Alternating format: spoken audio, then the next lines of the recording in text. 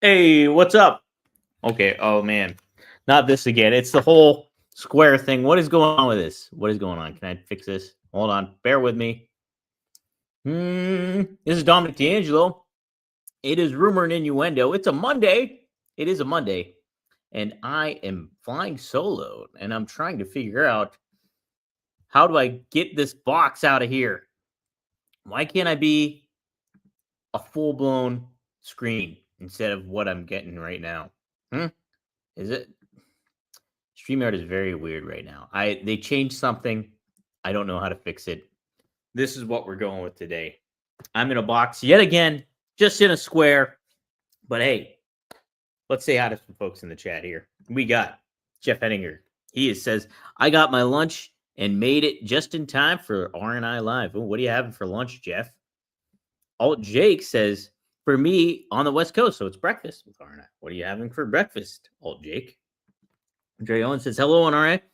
R&I TK booking Tony Storm in a fatal four-way seem lazy. Is it me? I haven't catched Collision. I did see that. Is it what's the kid's name? Is it Big Justice? He got choked out by Don Callis. Crazy, crazy. Oh, Stephen Chambers, howdy, long time. Tune in, uh, listener from my days with two Dynamite dudes. Oh, a breakfast sandwich. Dang it. I haven't really eaten anything. I was literally just eating a piece of chocolate before I got on air here. And so I need to have something a little bit more substantial after I'm done recording here with you guys. Um, but yes, quite newsworthy Friday night, wasn't it? Holy cats. Chicago, Allstate Arena. CM Punk had a busy afternoon before SmackDown even took place. He was at the Cubs game throughout the first pitch, sang "Take Me Out to the Ball Game." If you're familiar with CM Punk, he is from Chicago, so you do know he's a Cubs fan, and so big time Cubs fan. So he was really living the life, and wow, what a cherry on top to close out that night with his wife AJ Lee returning to pro wrestling, to WWE after a 10-year absence. And in a big way. A lot of the discussion was that this was not built in the right manner. WWE could have done a better job at creating and booking the return of AJ Lee. Some things leaked out.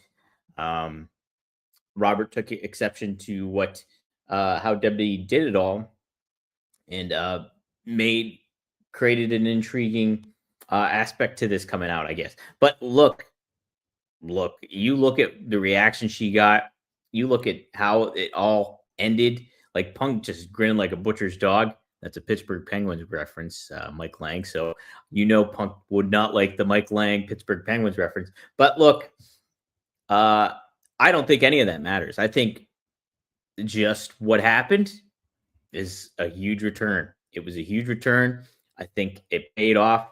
I think it will continue to pay off, and um we're gonna get something very exciting. I think with AJ Lee and Becky Lynch in specific.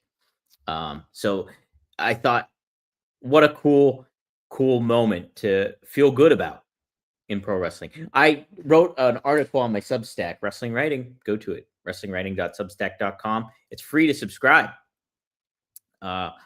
There's a article I wrote about CM Punk and what a trajectory his career has taken. And this was like a real highlight. Friday was a real highlight for him in specific.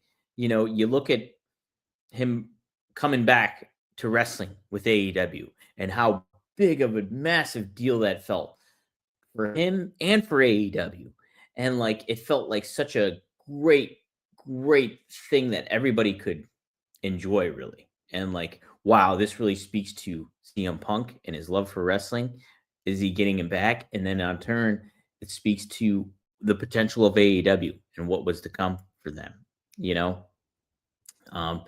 So I thought him, like all that stuff happening basically made then what everything transpired in AEW with him from the brawl out. I mean, we just talked about it last week on social media. If you're familiar, this was like the 3-year anniversary since his infamous brawl out press conference, which I was front and center for. And him just ripping into the whole aspect of, Colt Cabana situation, and then the Young Bucks and Hangman Page and his frustrations, all that. And then he took, you noticed I was wearing a Pittsburgh Penguins shirt during that press conference and called me out on that, and made fun of Sidney Crosby, Mario Lemieux, Ron Francis. I have some follow up still, but either way, spoke to the beginning of the end, which felt like for CM Punk and AEW at the time, it felt like the end of Punk and AEW, but then he held around for another year. He came back and like Collision became a whole thing, and it just became this whole different aspect where it's like, okay, there's still momentum here. You can still build upon this and things like that. But then boom, Brawl In happens. Jack Perry, and we see Punk exit AEW for good, and what seemed to be the exit of CM Punk forever in wrestling, because that relationship with WWE seemed irredeemable. Just from the surface. But like in wrestling, CM Punk epitomizes the cliche in pro wrestling: never say never. Because really, really, of all people you think would never go back to WWE and that would have never happened, CM Punk was it. So him being able to come back to WWE at Survivor Series 2024, and then him being accepted in that manner, him accepting Triple H in the manner that he did, him accepting his new role in the manner that he did, and knowing that, man, this is going to be my final shot if I don't make the most of it. Sure enough, he's made the most of it. He's embedded himself in all WWE brands, NXT helping out down there, in like being in just big time feuds. And, you think of it, even when he got hurt, which felt like a huge gut shot for him, going and still having the feud of the year with Drew McIntyre while he's hurt, speaks to the star power. CM Punk speaks to the main event ability of Drew McIntyre at the time. Like, just resonated. It resonated throughout wrestling. And then here we go. Punk is feeling good. You see he's happy. You see how much his coworkers adore him. And then you see, boom, AJ Lee comes back. What does that say? It's a feel-good thing for pro wrestling. And what else was I going to say about this? So here's a little connection here. My New York Jets yesterday played a really great game against the offense did, against my hometown Pittsburgh Steelers here. And what a script got flipped, because the former Steelers quarterback Justin Fields now is the starting quarterback for the Jets, while Aaron Rodgers is the starting quarterback for the Pittsburgh Steelers. Just a shootout of a game. My Jets made some crucial mistakes and ultimately lost a game they should have won. Where am I going with this? Well, maybe think about CM Punk and the correlation you can make with him and Aaron Rodgers. Aaron Rodgers was disenchanted with the Green Bay Packers. He left the Green Bay Packers. Who did he go to? The New York Jets. Wow, feels like a great new beginning potentially. His teammates love him. Everybody loves him. Aaron Rodgers feels rejuvenated going to New York. The possibilities are endless. What happens? First 4 plays of the 2023 season, Aaron Rodgers ruptures his Achilles and is out for the year. His season is over. The Jets are the same old Jets, and they stink with Zach Wilson. They are awful.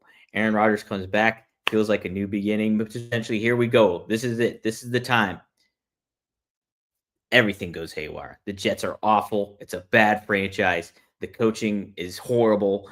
All across the board, the ownership is questionable at what they're doing. The coach gets fired. Boom. Chaos. Mass chaos. Boom. End of Aaron Rodgers with the New York Jets. End of Aaron Rodgers with the New York Jets. He goes away. Might be end of Aaron Rodgers' career, for all we know. Wow, the parallels here are just insane now that I'm talking about it. The parallels are nuts. So what happens is Aaron Rodgers goes to the Steelers. Like in what is people are questioning. Does Rodgers still have it? Hold on, my cat Razor. He's not around. Cat Razor's not around. Chili powder. Boom, chili powder. Whole Foods brand. Okay. Um, Aaron Rodgers is with the Steelers, and people are questioning: can he still play? Can he still go? Can he still do it? He threw 4 touchdowns and for over 200 and something yards. So 41, Aaron Rodgers has found a new beginning in Pittsburgh. Will it continue? The NFL season's unpredictable. You just don't know. You just don't know what can happen. Plus, he's 41, going on to be 42 later on in the year. You just don't know with pro athletes. And we're talking about CM Punk, who's in a predetermined genre here. But I think the parallels are just insane. That I just thought about all that stuff together. So should be I'm excited. I'm excited for Punk and AJ. I love my Jets, and the Jets are my team, so I wanted Aaron Rodgers to lose badly in New York. Didn't happen, but I'm rooting for Aaron Rodgers too. I just said too. I was like, I want if week 1 the Jets win, that's all I want, and then I want the Steelers and Aaron Rodgers to just succeed for the rest of the season. So it didn't happen. It was a good game. My Jets lost, but still. So there's the little connection I made. And so Punk and AJ back together in this new dynamic against a heel Becky Lynch and a heel Seth Rollins creates for some intriguing television. What also created some intriguing television was John Cena and Sami Zayn. John Cena accepting the open challenge that Sami Zayn brought back. So funny. Last week, I know I'm patting myself on the back quite a bit here, but last Friday, the graphic I put was John Cena with the United States Championship. And then in the American flag behind him, because the speculation and the reports are that Cena's last retirement match will be in Washington, D.C. So I was like, oh, we're going to go all out with the American flag, blah, blah, blah, all that stuff. Little did I know that he would accept Sami Zayn's open challenge and actually face Sami Zayn for the United States Championship. Boom. Wow. Nostradamus. All right. Well, but cool. Very cool aspect. Created something special for the city of Chicago. Cena versus Sami Zayn. And then we get a no contest. Brock Lesnar comes out, destroys Sami Zayn, destroys John Cena. We got one of our main event matches at WrestlePalooza in Indianapolis. Pretty crazy that Sami Zayn got booed by Chicago. Shows how fickle wrestling fans are and how weird they can be. It's just fans just take over, try to take over the aspects of it all. Now, is it necessarily all the fault of the fans? I don't think so. It's necessarily all the fault of the fans. I think some of it too comes into play that, hey, are you heating up Sami Zayn in the right manner where it's like he is making that connection with the crowd? Sure. People like to cheer John Cena. And obviously the people are going to cheer John Cena. So you're not putting Sami in the best position to do it, but could you make him in a better position where people would not, where it's just, you're putting him in a tough predicament, I think, going up against the babyface John Cena. So I'm not going to put too much onus or stock is what I'm looking for, stock into what happened, but just kind of a weird aspect with WWE fans or wrestling fans in general. Okay, let's see. I'm just taking some comments. Dom the critic, it stinks. Stephen Chambers just end the season. Jets. I'm optimistic still. One loss does not define a season. Stephen Chambers says Rodgers has better receivers than he was with the Jets. He does have better receivers with DK Metcalf, and definitely a better offensive coordinator than he did with Nathaniel Hackett. And now he's got Arthur Smith. Okay, I know we're talking too much football, but Dre Owen says he did an Al Bundy, 4 TDs in a single game. Poke eye. The kids are calling it chili powder now. Isn't that what it's called? Look, it's called chili powder. What else do you call it? Am I missing it? Oh, you're talking about drugs. Okay. Jeff Hanger. Only when Robert is not here can Dom talk this much about the Jets. I know, right? Jeez. Well, his Dolphins do not look good. Let's just say that. Steven Chambers says it's only week 1. Let's see if Rodgers finishes his season. That's the key. Nostradamus. Wow. Hurtful. In late running. Good day, Dom and chat. What's up, wrestling old head? All right. So let's see. I just want to quote Bull Durham. Who doesn't want to quote Bull Durham? It's been many years since I've seen that. But yeah, really intriguing episode of SmackDown, right? Aleister Black and Damian Priest too facing one another. I'm all for that feud kind of happening. I hope they make more of that kind of stuff going on. I think there's more you can do with Damian Priest. There's a lot more you can do with Damian Priest. I think. I hope they don't stall him out. When it all comes said and done here. Let's take a look at the Raw preview. I know we have stuff on tap for sure. We're going to hit the dirt sheets and take a look right live and in color here. Let's take a look. Where's the Raw preview? I am on Fightful currently as it stands, so I'm trying to see if I can find where the Raw preview is. If there is one. There it is. Raw preview. Yes, AJ Lee is set to appear. Wonder what she'll say. I hope she gets to talk quite a bit because, I forgot how good of a promo AJ Lee is, but I also forgot how great her entrance music is. It's awesome. Like her entrance music rocks. So it really added to the environment that Chicago had going on. But hey, they're in Milwaukee, home of Happy Days. And the Fawn statue. So pretty cool. September 8th. This is my buddy. So here's a quick aside that you wouldn't get if Robert was here. But today is the birthday of one of my great friends, Bob Butterfuss. Now, without Bob Butterfuss, I transferred from St. Leo's Catholic School in 5th grade to Ridgeway Area High School, or middle high school in 6th grade. And one of the first friends I've made was Bob Butterfuss. Bob Butterfuss is a huge wrestling fan. So I was already kind of into wrestling at the time. Like I liked Razor Ramon and, all that kind of stuff. But without Bob, he helped really cultivate that wrestling fandom because he was such a huge fan. So me and him really hit it off. And so it's his birthday today. Bob Butterfuss turns 41 today. Yes, 41. So happy birthday, Bob. I don't think he watches the show, but always a great friend. And it's always good to see him when I go back to Ridgeway. Let's see. Milwaukee. Wrestling Old Head says, I ran across AJ Lee's NXT promo as Divas Champion where Bayley showed up and challenged her. Bayley called her crazy and Lee snapped. Now Bayley is dealing with, wow, interesting. Full circle storyline. Wow, you are making the connections there. How about that? So AJ Lee, yeah, I hope to hear her talk.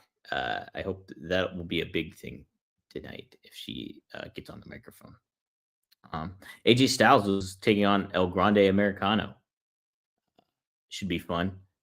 There's rumors. I think AJ Lee, too many AJs. AJ Styles, his contract maybe expires in February.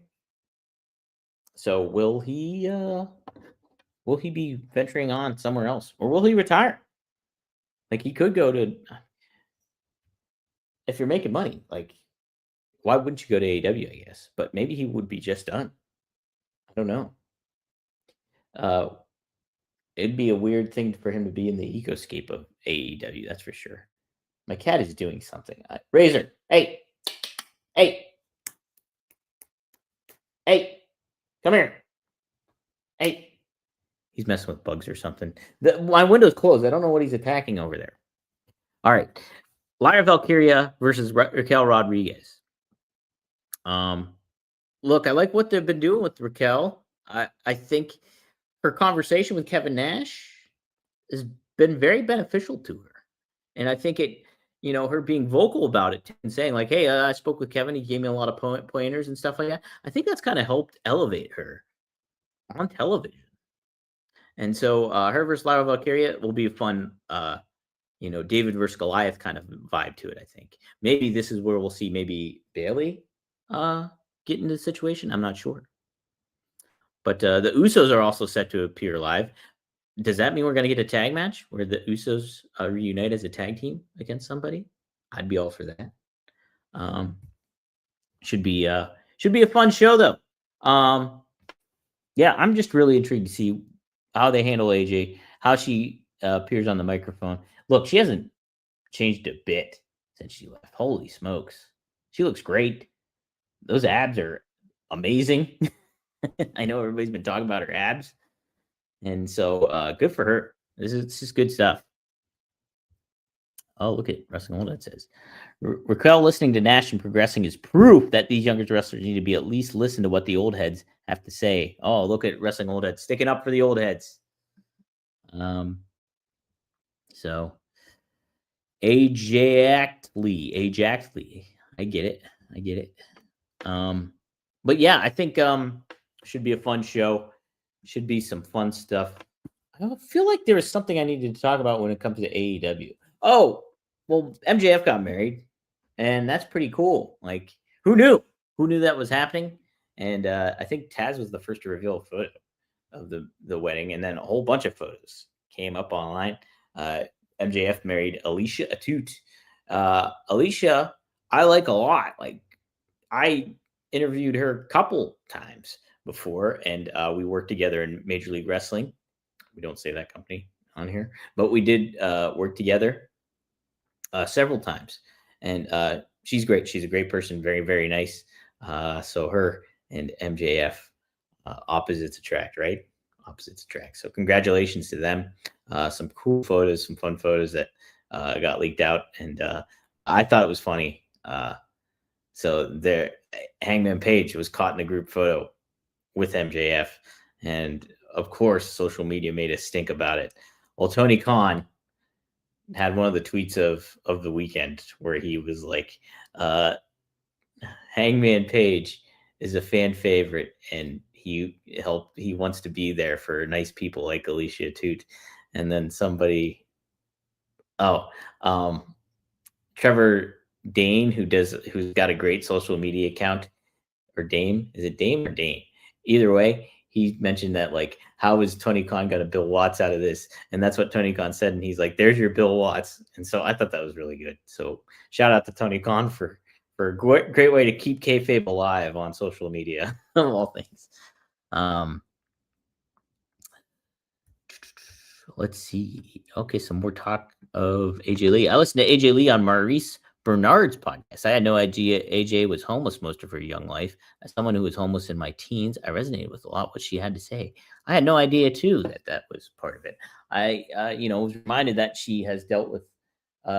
She's been an advocate for mental health and stuff like that. I think she has bipolar, or she is bipolar or something, and so she's been very proactive in regards to getting the word out about that. And I think she's done that with a lot of her creative aspects that she's done outside of wrestling.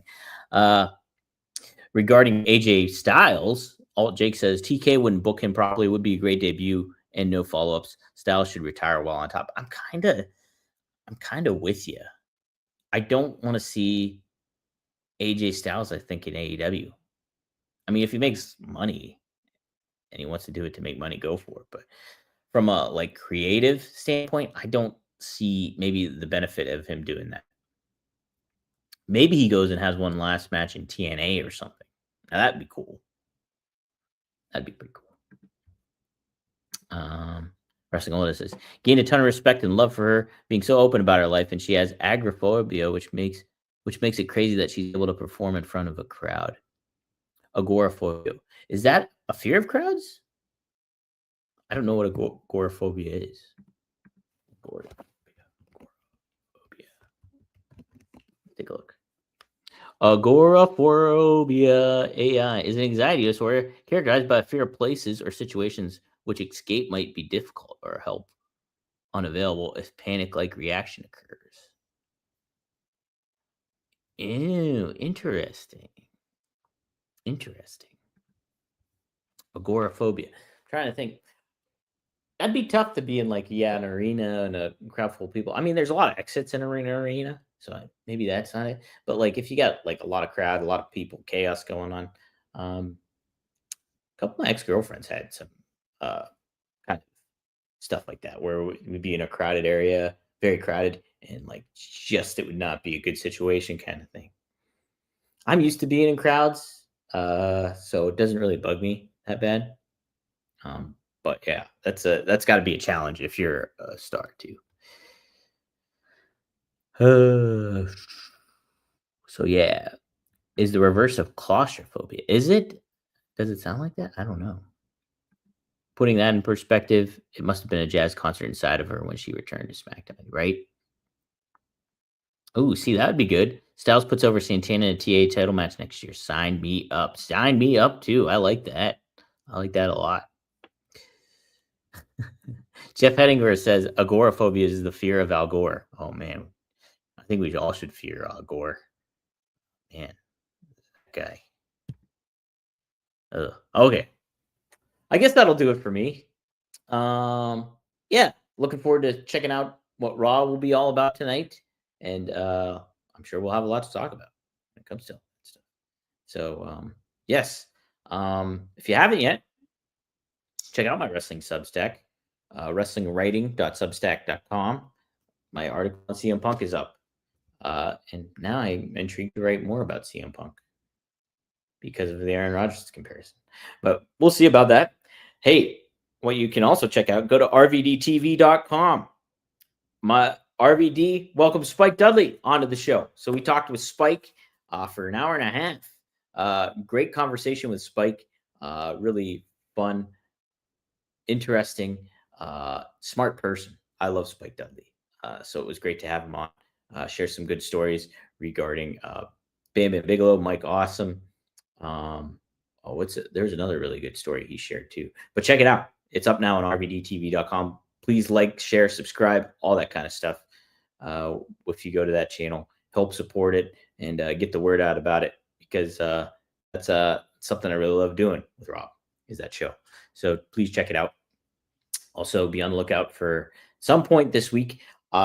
Me, Greg Gagne, and Magnum TA are going to try to get together and discuss all the controversy surrounding Power Town wrestling figures, stuff like that, and what you get their take on what's been going on in the situation, and hopefully it can provide some clarity to all the controversy that's been happening with that. And Jim Cornette just filmed a video talking about it and playfully taking some shots at Greg Gagne in certain ways. And kind of diplomatic in a lot of ways too about it all. So it's like just looking forward to kind of chatting about all that stuff. So we'll see. We'll see how that goes. Keep your eyes peeled for that. Fonzie and I plan to get together as well this week. Wednesday, I think, is our game plan at potentially 7 p.m. Eastern Standard Time. We are going to go over him versus Buell in detail. So I'm going to watch that match, and Fonzie and I will talk about it on Wednesday, 7 p.m., rvdtv.com. Also, if you haven't yet checked out the new Working Stiff with Robert and Scott, chatting it up a lot about AEW, Tony Khan's decision-making when it comes to pay-per-view and HBO Max. So lots of spirited conversation there. So go and check out the latest Working Stiff.